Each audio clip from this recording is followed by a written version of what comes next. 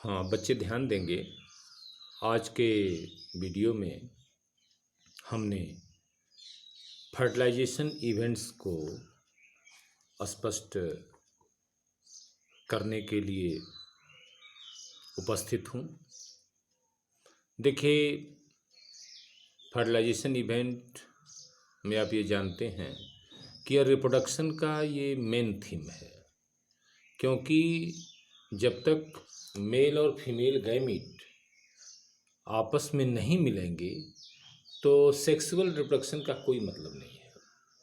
तो sexual reproduction में जो मेल और फीमेल गैमेट्स बनते हैं, ये आपस में एक दूसरे से मिल करके ये द्विगुणित हो जाते हैं, डिप्लॉयड हो जाते हैं। क्योंकि ये चीज़ निश्चित रूप से आप जान लीजिए, कोई भी ऑर्गेनिज्म हो, चाहे वह डिप्लॉयड हो चाहे हैप्लॉयड हो, उसके गैमीट हमेशा हैप्लॉयड ही होते हैं। अगर डिप्लॉयड ऑर्गेनिज्म है तो उसमें मेल गैमीट का निर्माण मियासिस डिवीजन से होता है, अर्धसूत्री विभाजन से होता है, इसलिए उनके गैमीट हैप्लॉयड हो जाते हैं।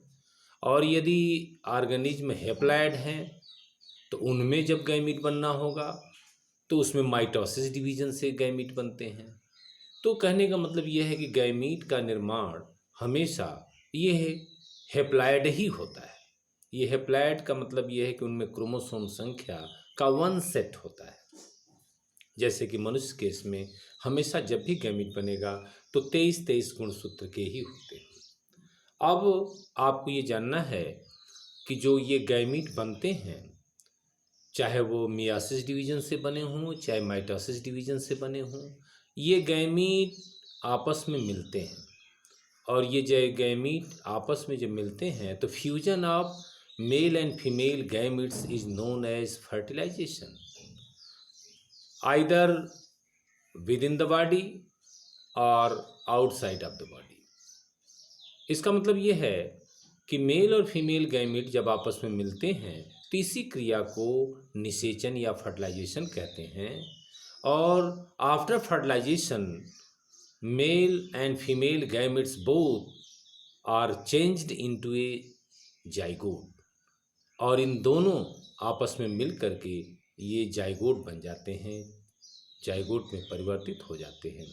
तो इस प्रकार से अगर ये देखा जाए तो जितने भी प्रकार के ये निषेचन की क्रिया होती है उसमें जाइगोट का फॉर्मेशन ही होता है। अब निषेचन दो तरह से होता है, एक एक्सटर्नल और दूसरा ये इंटरनल।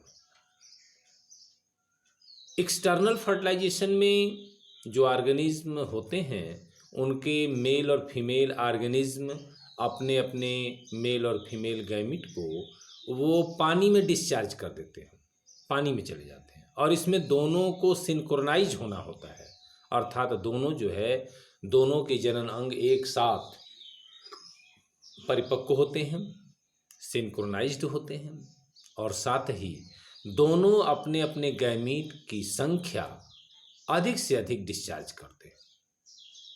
इसका मतलब यह है कि अधिक से अधिक संख्या में मेल और फीमेल गैमीट को डिस्चार्ज करना पड़ता है। ये थोड़ा सा रैंडम मैकेनिज्म है, और पानी में दोनों मिल करके अनेक जाइगोट बनाते हैं।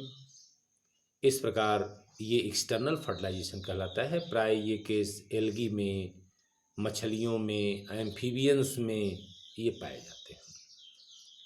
कभी कभी फीमेल गैमीट बिना निषेचन के ही वह ऑर्गेनिज्म बन जाता है, डेवलप हो जाता है बिना निषेचन के।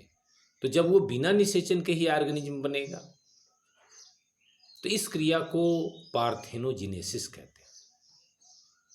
तो when female gametes develop into a organism without fertilization, this mechanism is known as parthenogenesis।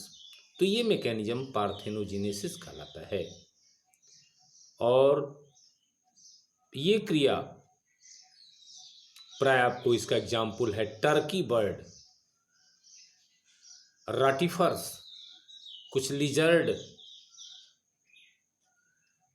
और इस प्रकार से अगर ये देखा जाए तो इनमें बिना निषेचन के ही फीमेल गैमीट जाइगोट बना लेते हैं।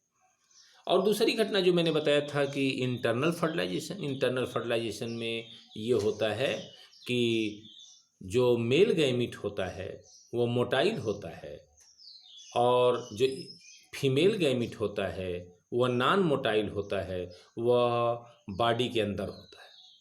तो मेल गैमीट ये डिस्चार्ज होते हैं और डिस्चार्ज होकर के ये बॉडी के अंदर प्रवेश करते हैं, अनेक प्रकार के मेथड्स को अप्लाई करते हैं और अप्लाई करके वो बॉडी के अंदर जाते हैं और बॉडी के अंदर जा कर के ये फीमेल गैमेट से मिल कर के ये फर्टिलाइजेशन की क्रिया को कंप्लीट करते हैं। इस प्रकार यह क्रिया जो है इंटरनल फर्टिलाइजेशन कहलाता है। प्राय जितने भी सीड प्लांट हैं या फिर ह्यूमन बींग्स हैं, जो हायर ऑर्गेनिज्म हैं, ये इंटरनल फर्टिलाइजेशन की क्रिया को एडाप्ट करते हैं। इवन ब्रायोफाइट, टेरिडोफाइट में भी ये क्रियाएं होती हैं। तो फर्टिलाइजेशन क्या है, इंटरनल और एक्सटर्नल फर्टिलाइजेशन क्या है, पार्थेनोजेनेसिस क्या है, और इसमें जो इनके मेल और फीमेल गैमीट बनने की जो एक क्रिया है, चाहे ऑर्गेनिज्म डिप्लॉयड हो, हेप्लॉयड हो, तो उसको आपने ये जाना। और इस प्रकार से यह एक फर्टिलाइजेशन की घटना पर एक वीडियो मैंने बनाया है। इसे आप पढ़ करके फिर आप रिवाइज कर लेंगे और इसी तरह से एक एक वीडियो जो है डेली हम प्रोवाइड करेंगे और आप इसे देख करके समझते जाएं। और जैसा कि विद्यालय के वेबसाइट पर जो बुक है उसको भी खोलिए, खोल करके उसमें पढ़िए, क्योंकि किताबें उपलब्ध नहीं हो पा रही हैं लॉकडाउन की स्थिति में। तो आप विद्यालय के वेबसाइट पर ही खोल करके किताबों को देखिए, दोनों मीडियम की, चाहे इंग्लिश मीडियम हो चाहे हिंदी मीडियम हो। धन्यवाद।